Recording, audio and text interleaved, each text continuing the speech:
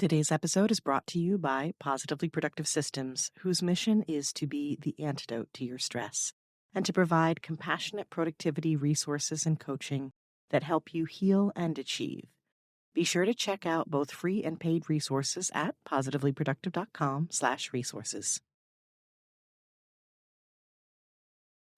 There's so much to appreciate about the holidays, including time with those you love and experiences that can connect you more deeply with others and yourself. It's a time when you can take a break, enjoy treats, and think about what's important. It's a dedicated season that highlights giving to others and honoring traditions. What this means for us is that if we reduce the impact of those stressors and highlight the good things, we can maximize our enjoyment and minimize the stress. To do that, I give to you the 80-20 Principle, Holiday Edition.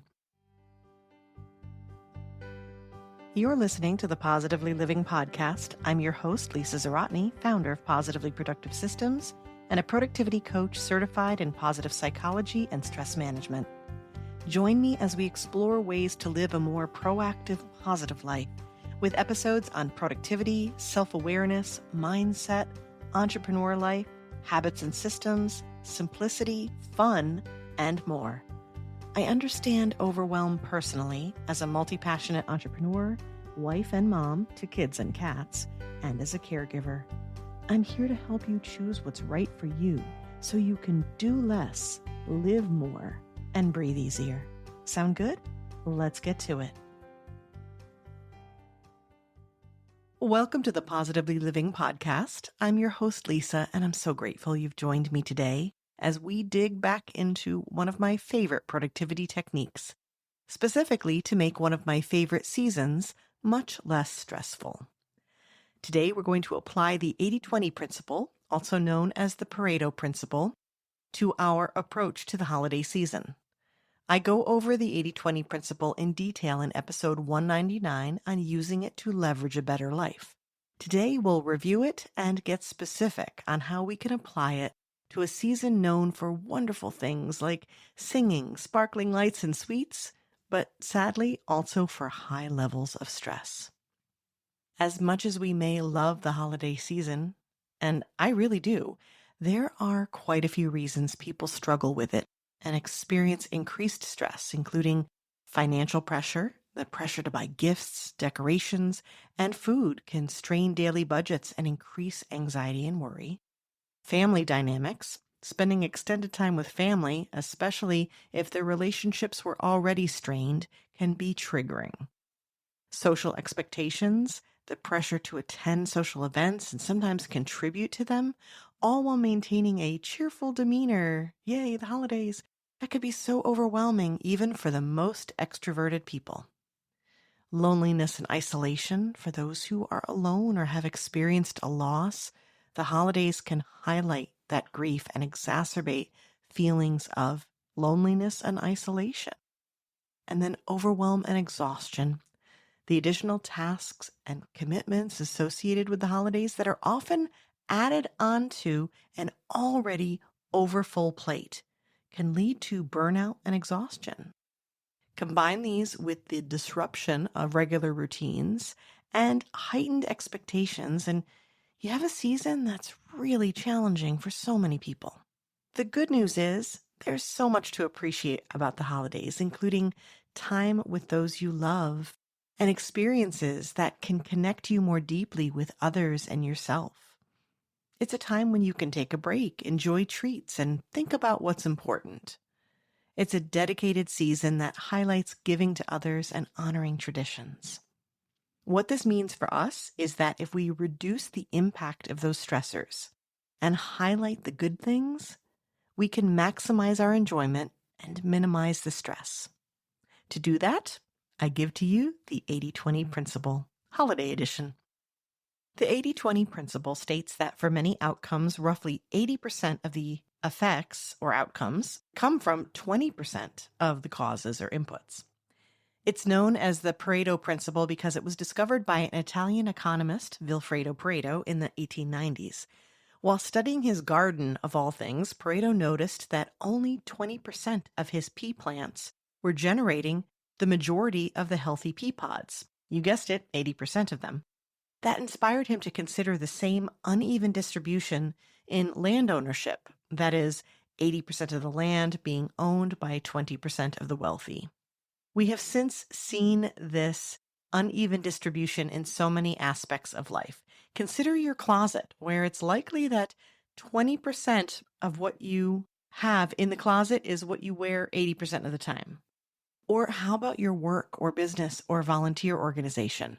Roughly 20% of the workforce or clients or volunteers yields about 80% of the actual work or income. That's why businesses often focus on retention of existing customers or clients instead of spending time and money marketing to new ones. The 80-20 principle can help us reduce wasted effort and focus on the things that matter most. When we do that with our holiday planning, our efforts can yield the greatest results, specifically maximum enjoyment and minimal stress. Ready to get specific? Let's consider ways to apply the 80-20 principle to the holiday season. In our family, we call it 80-20 like a verb, like let's 80-20 this sucker. So I'll share a variety of ideas and you can pick and choose what makes sense for you. To keep it simple, let's use shopping and expectations because I think those are the 80-20 of the holiday planning experience that cause the most stress. So we'll focus there. We'll start with holiday shopping. When you apply this principle, you can reduce stress by reducing financial strain and decision fatigue. Here are 4 steps that will help. 1, prioritize the most important people to give gifts to. Instead of trying to buy gifts for everyone you know, focus on the 20% of people who are most important to you. This could be your immediate family, close friends, or other loved ones. If there are people outside this group, you can do something different. You can suggest to them alternative options, such as a secret Santa, where then you're only picking one person's name out of a hat. Or you can agree upon a holiday lunch together, or a brunch or potluck or something where the gift is the time spent together. Number 2 is to identify the most meaningful gifts. Rather than buying a lot of small, inexpensive ones, which is like busy work for your gift list, and comes from an outdated belief that more is better, instead focus on fewer but more meaningful or impactful gifts. This could involve giving experiences, homemade gifts, or charitable donations in someone's name. Take inspiration from how we have children share their hearts during the holidays as opposed to focusing on the purchasing part. When did we believe that isn't good enough for adults? Homegrown, homemade, heartfelt? See the beauty in the giving part and not the purchase. Number 3, streamline your shopping. Instead of spending hours browsing stores and websites and going to so many different places, focus on a few key retailers or online platforms that offer a good selection of gifts for people on your list. Now, one direction you could go, depending upon your values, would be local shops, and that's wonderful to do if you're able. And when you're buying fewer gifts, you can better afford to shop local and create that positive ripple effect in your community. But you can also use specific online retailers if that's what you need to do, and especially if you want to directly ship a gift to someone who isn't near you. And one way to keep your budget in check as you're doing this is by different add-ons to your web browsers that can search for the best prices for you. There's a lot of websites that do this as well. So there's a way to collect the information and then go straight to the online order that's the best deal. Number 4, speaking of budget, is to set a budget and stick to it. And I know this can be so difficult to change your mind, but that's like a financial boundary that's really going to help you. Determine how much you can realistically afford to spend on holiday gifts, and then create a shopping list that stays within that budget. One of the tips that I love to give is that if you find something else that you think would be amazing, capture that information and write it down for another holiday, another gift-giving opportunity, like maybe a birthday. And another part of this is that keeping to that budget will be easier when you 80/20 your recipients. When you select fewer people to give gifts to and consider homemade or other creative options, it'll be much easier to stick to your budget. One bonus idea I want to add here is that if you have people with whom you're close, but you'd like to reduce the pressure for each other, even though they're the ones you'd like to give a gift to, you may be able to have a conversation now where you agree upon an experience or time together instead of gifts. Give the gift of not having to buy gifts. My husband and I have done this many times. It's like, are we agreeing that we're not giving each other something? Great. And then we'll do something special together instead.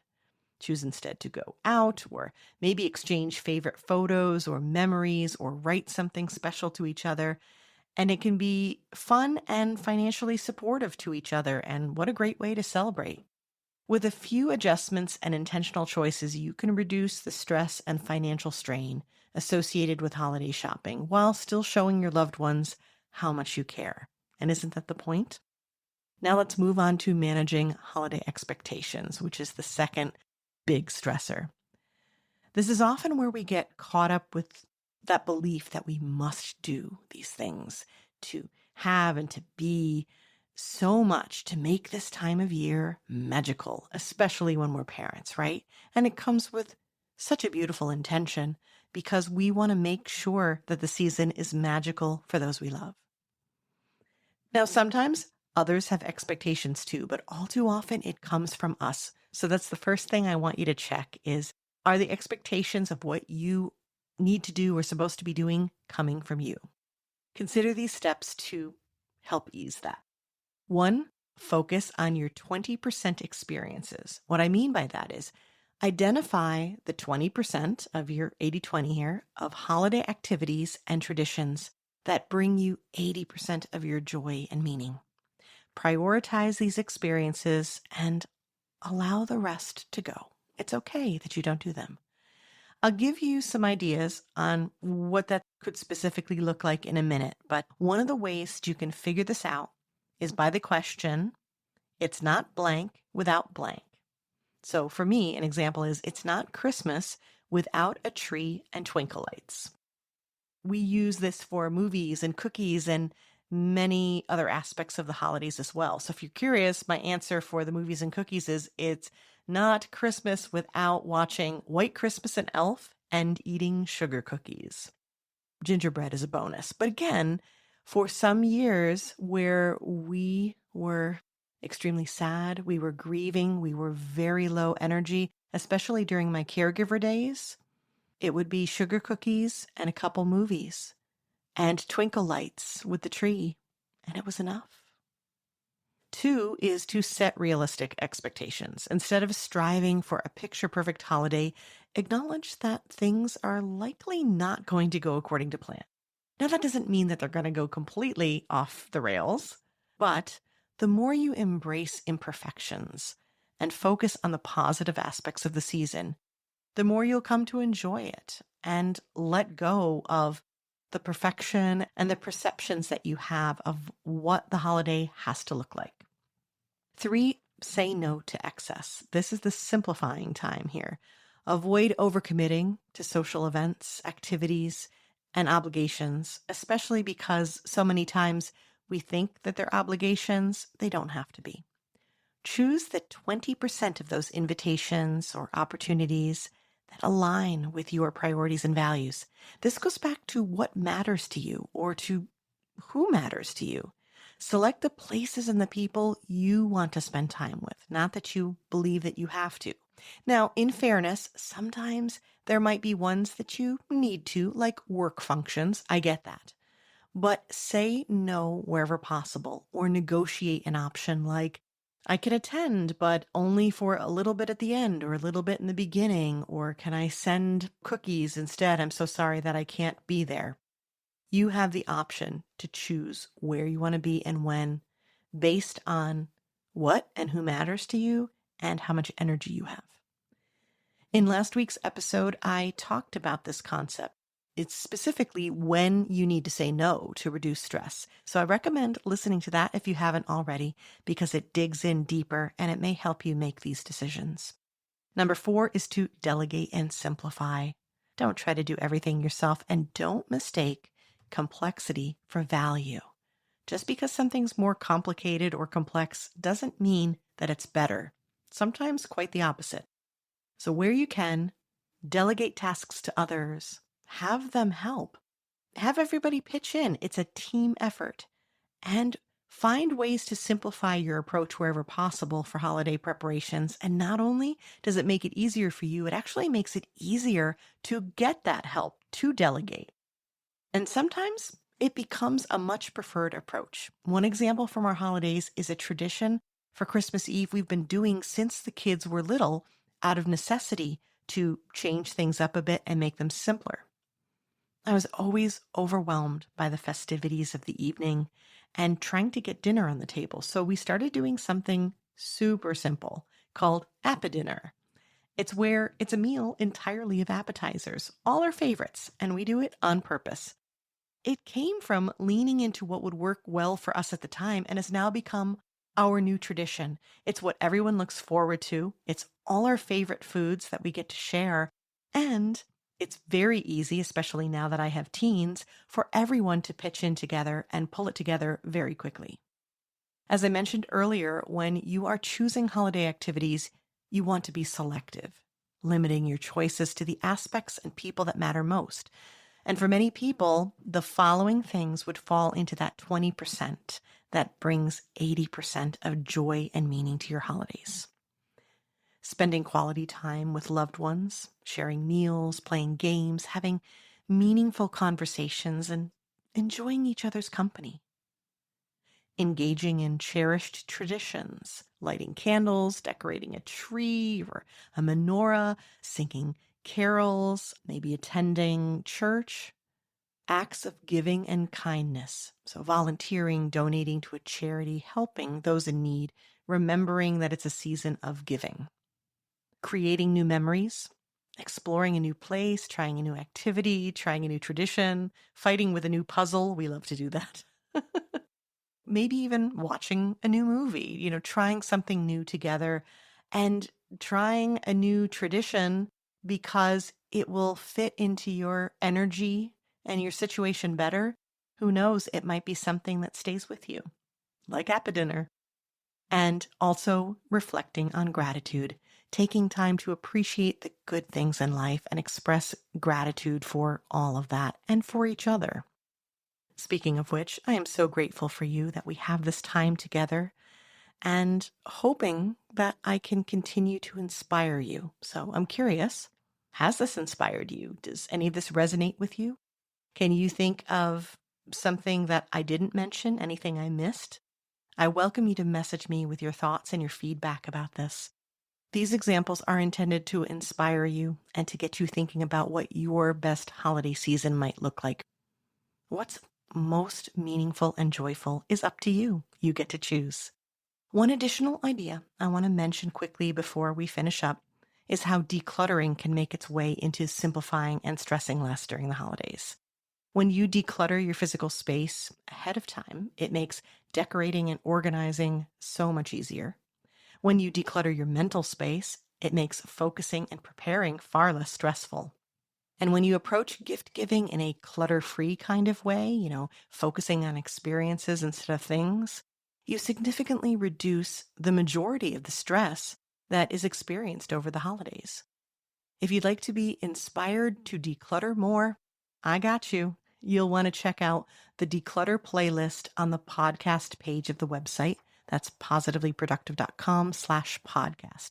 And in the first season of the podcast, I want to say it's like episode 21, 22, somewhere in there, I shared 2 episodes about decluttering toys and clutter-free gift giving that I think you'll love.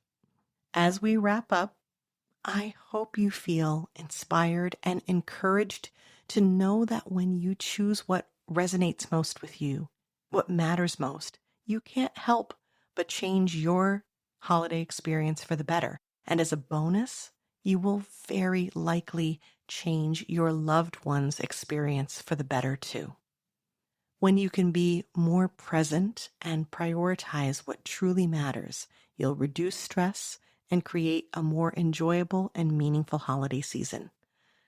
And that is what I wish for you.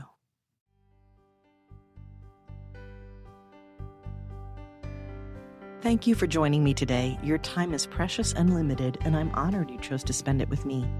If you have feedback, questions, or want to schedule a chat, head to positivelyproductive.com/connect. And if you are looking for any of the resources referenced on the podcast, from books to products to training and more, go to positivelyproductive.com/resources.